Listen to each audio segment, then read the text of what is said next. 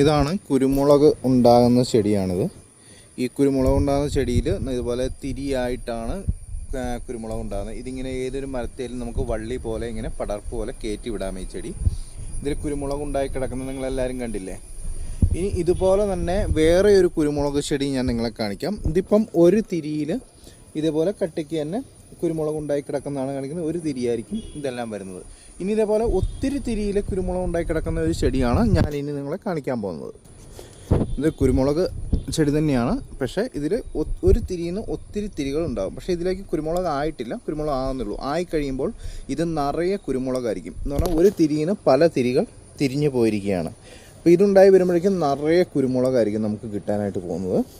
ഇപ്പോൾ അപ്പുറം കാണിച്ചതിൻ്റെ ഇരട്ടി കുരുമുളക് നമുക്ക് ഇതിലേക്ക് ഉണ്ടായിട്ടുണ്ടാവും. അപ്പോൾ ഈ കുരുമുളകിൻ്റെ ചെടി നിങ്ങൾ കണ്ടു എന്ന് പ്രതീക്ഷിക്കുന്നു. ഇതിൻ്റെയും തണ്ട് നമുക്ക് കൊടുക്കാനായിട്ടുണ്ട്. അപ്പോൾ വേണ്ടവർ പറഞ്ഞാൽ മതി, നമ്മളത് അയച്ചു തരുന്നതായിരിക്കും.